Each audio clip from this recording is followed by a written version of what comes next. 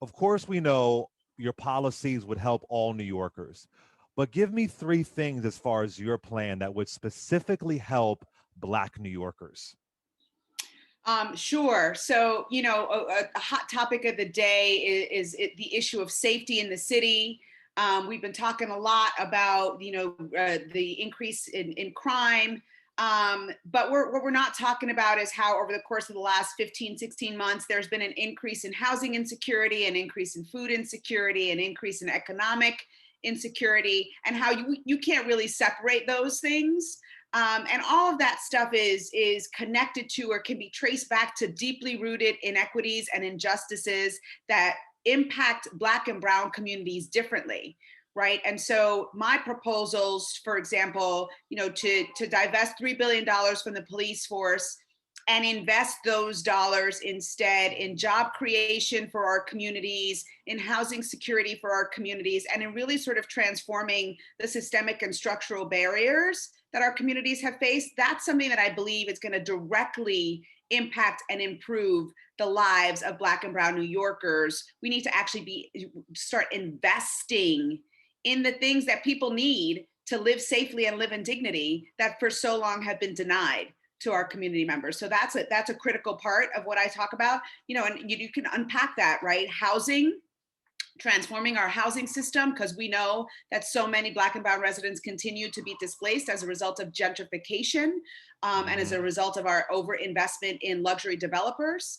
That is a critical thing. And then the last thing I'll say on that, you said three things, is education, right? Our public school system is predominantly Black and Brown, and yet we continue to cater to a small percentage of public school participants, and the quality of our schools is problematic. We have a lot of barriers to access, and we need to address those things as well.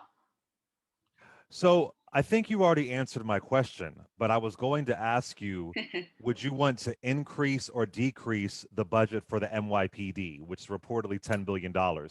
Did you say you would decrease? I would decrease it. So here's the thing, right?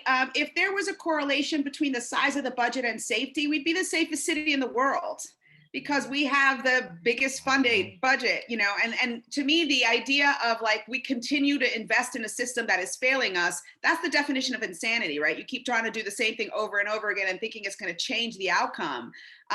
Safety is rooted in the things that I'm talking about, in housing, in jobs, in healthcare, and quality schools. And so we should be investing in those things to address the root causes of safety that disproportionately impact our communities. And so, yes, I was the first mayoral candidate to call for that. I'm the only one that's calling to defund at this rate. I am also the one who's talked publicly about watching as my kids were assaulted by, the NYPD last year. So I think this is a very personal issue to me. It's also a political one that I think can make a critical difference in the true safety of Black and Brown communities in New York. Can I just say, you are the first person who has answered that question. I've interviewed pretty much, Eric Adams, still waiting for you, but I've interviewed pretty much all the other candidates. And you are the first person if you want to increase it, just say you want to increase it. If you want to decrease it, say it. And you're the first person to answer that question. And I really appreciate that, because a $10 billion budget doesn't make a lot of sense to me if all the other candidates are admitting that it's not really functioning the right way. Yeah. If I was being overpaid and not doing a good amount of work, they would change my salary. That's right. If a business was failing in its mission, you would stop funding that business and supporting that business. For some reason, we do the opposite with policing. But let me ask you this. So what I have heard people say as well, they don't want to say, you're saying it, you're being bold enough to say it, but they don't want to say they want to decrease the budget because it'll hurt them with the NYPD. It'll hurt them with voters. Are you afraid of that? I think it's time for us to make some bold transformation in New York City, right? It's not gonna. The NYPD hasn't been my friend anyway, so I'm not worried about that. In terms of the voters, I think what's really important for them to understand is, I'm not talking about, when people make the association between public safety and policing, I'm not talking about actually reducing the people the number of people that are available to provide support and intervention in these Right. situations. I'm just talking about the idea that we have conflated a man with a gun as being the response to all of our challenges, whether it's crime or homelessness or mental health or substance abuse. Like we've got this like one size fits all solution that actually does not fit all. So I'm talking about having different people that are trained differently and that are experts in different things be available to respond to those issues, right? So if you're dealing with somebody with mental illness, you should actually have somebody who knows how to respond to that, right? So I've actually called for the creation of a community first responders department that would be staffed by people who are trained and skilled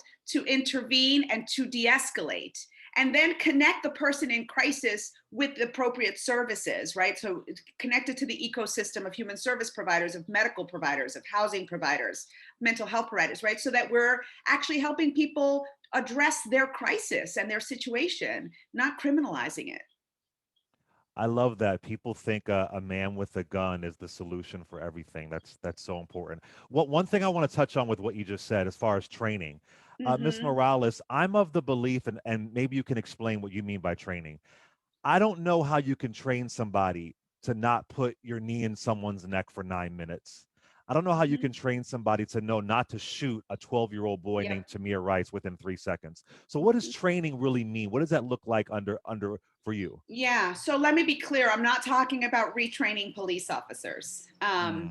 I think there's a lot of my colleagues in this race are talking about that, and that to me goes back to the original. We've been reforming and tinkering and trying to create incremental change in the NYPD for decades. That's not working.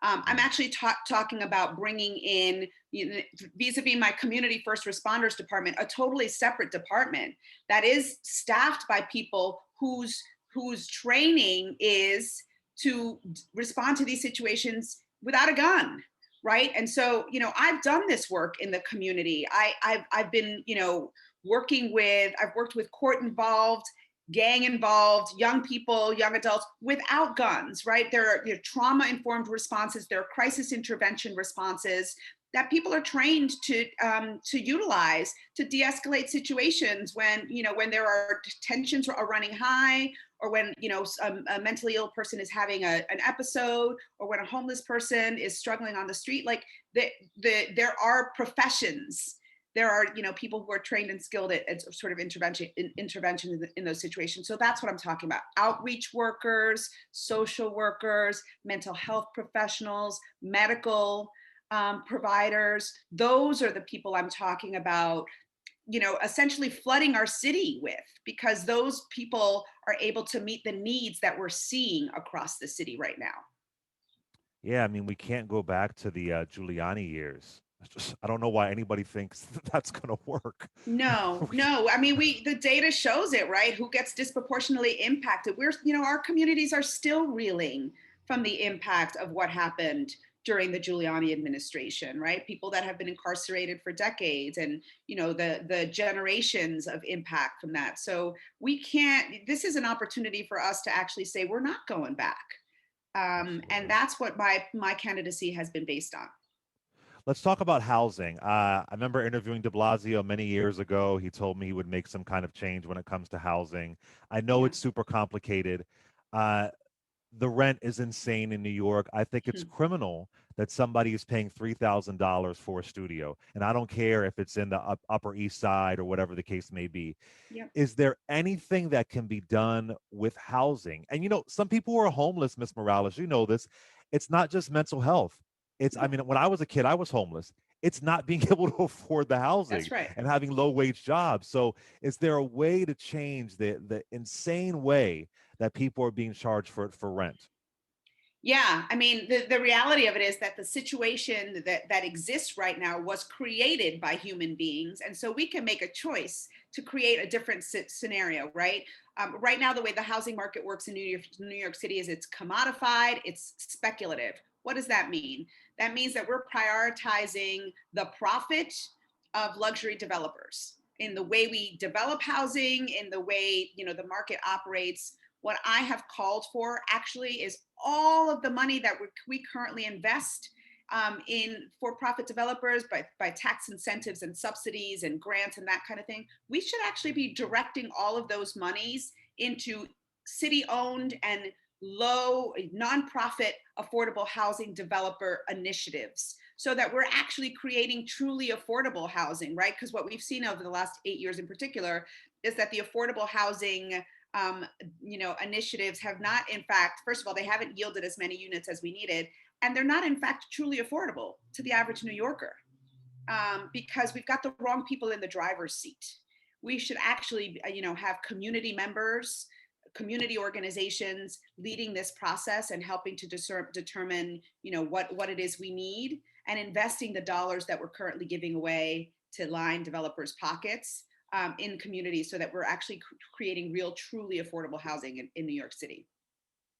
Now, you worked under the Bloomberg administration. Is that accurate? I did, yes. Okay, so let me ask you this. I was not a fan of Bloomberg. The Bloomberg Mhm. years were terrible for me.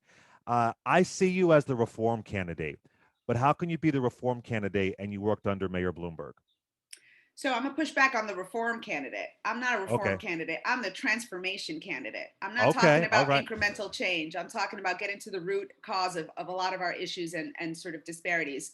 And so I worked at the Department of Education, and I came in very early, right when he first got elected.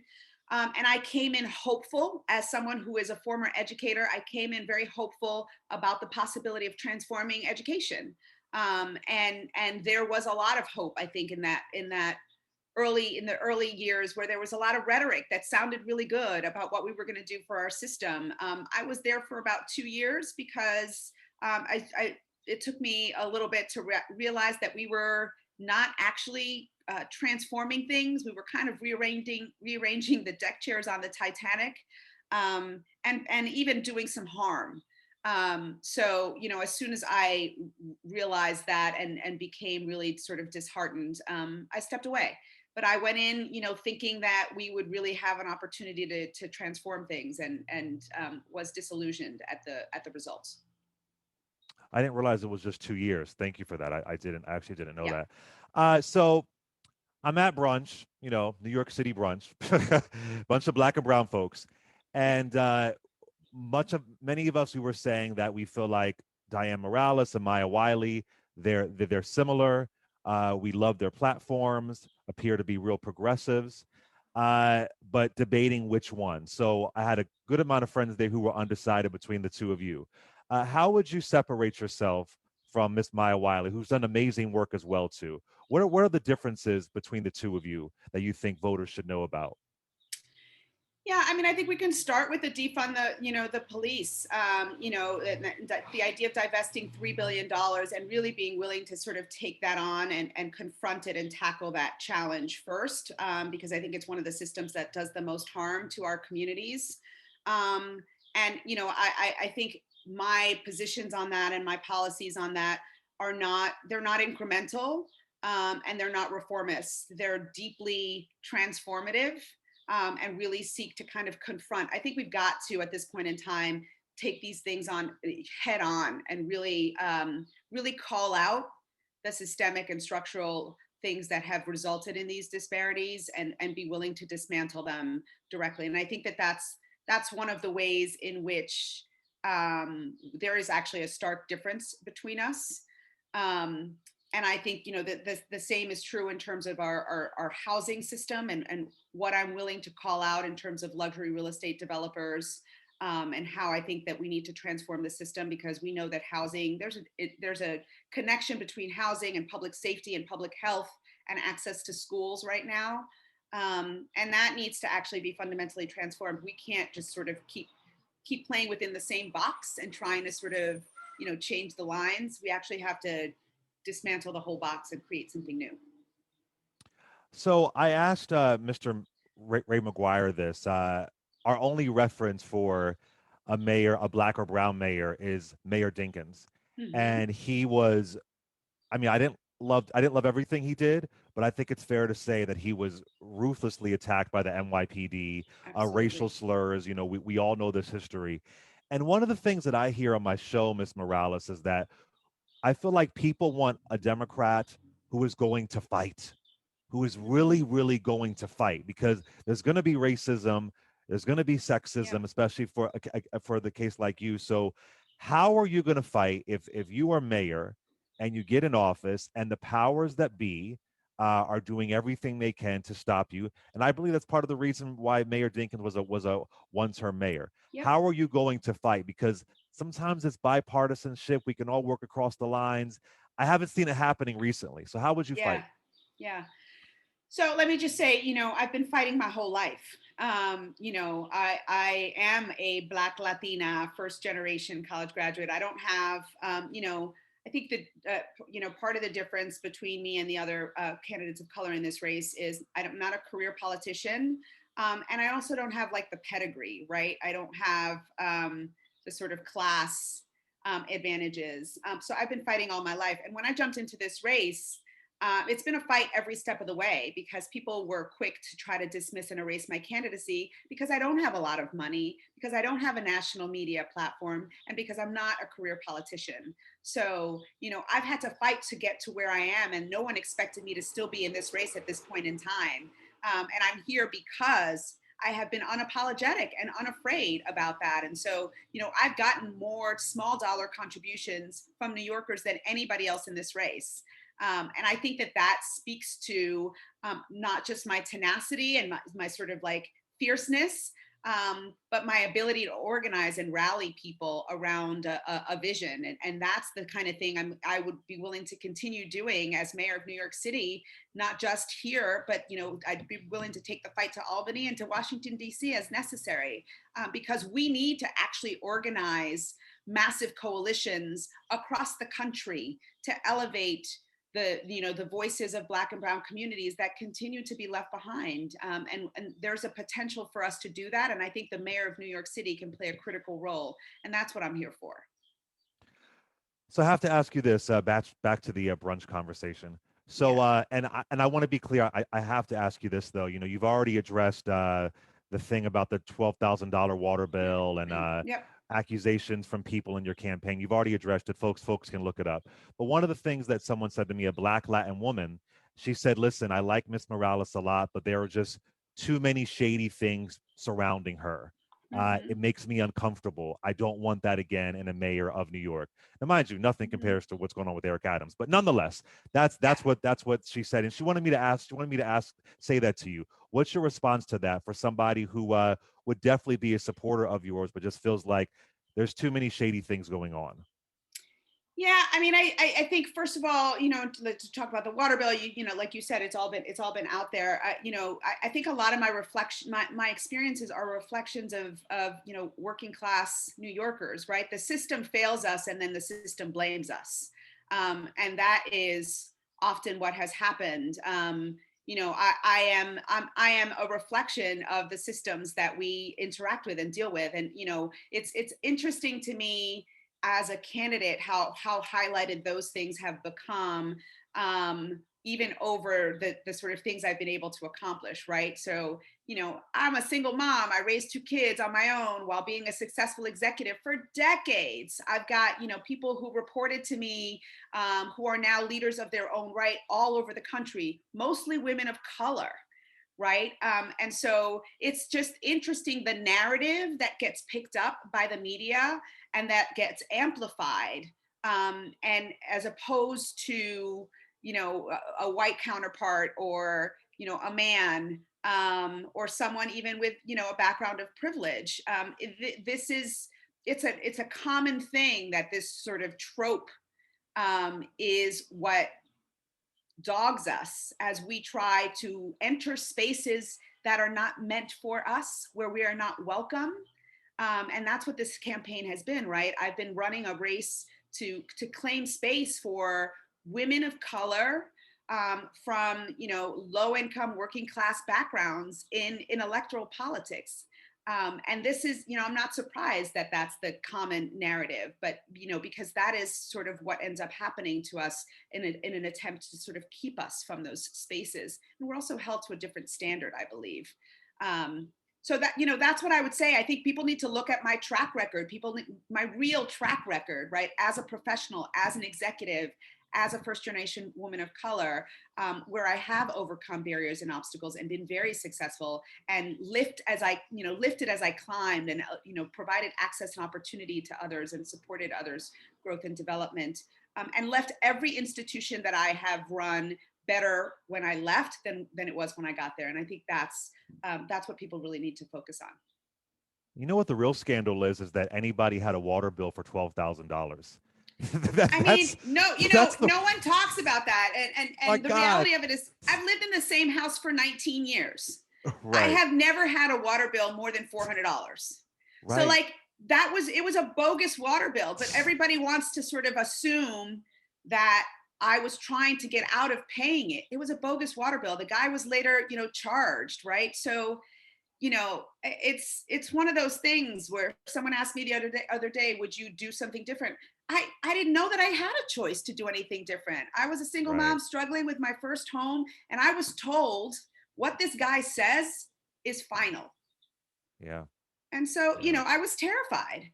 Um, it's unfortunate, but clearly it also, when I told that story, I got responses from thousands of New Yorkers who had shared that experience, Oh yeah. and were so grateful for me to me having exposed that. And I think that should be the focus, right? Look at what our system is doing to some of our most vulnerable New Yorkers.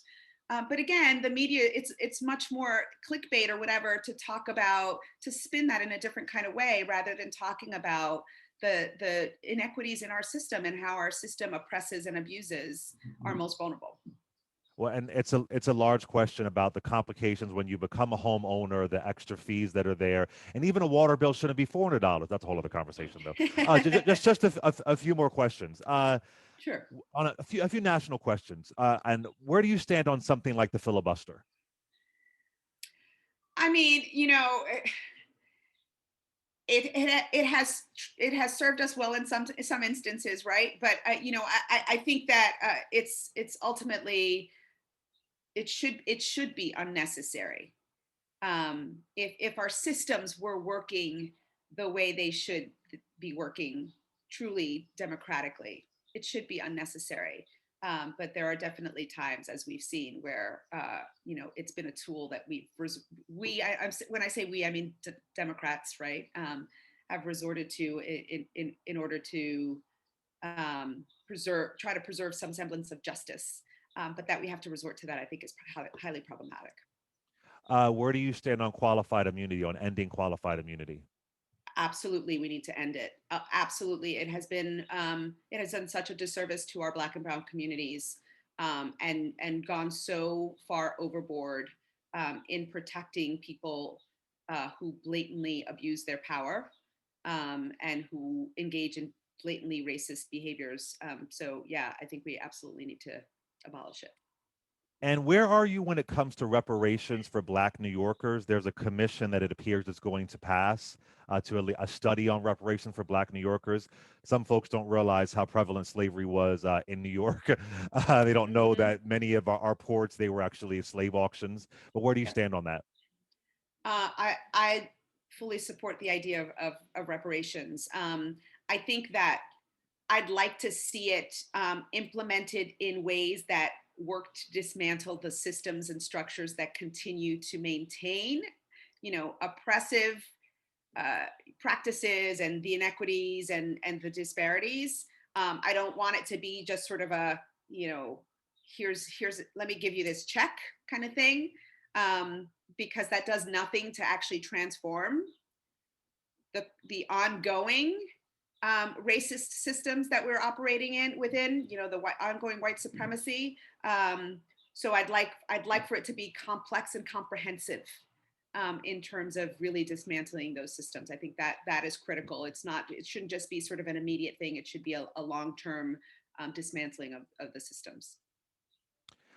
So before you go, just tell me, as folks are going to be doing this ranked choice voting, they're voting Hmm. for five people. You've laid out some great ideas and some great plans here, but why should they choose you, Miss Dianne Morales? Yeah.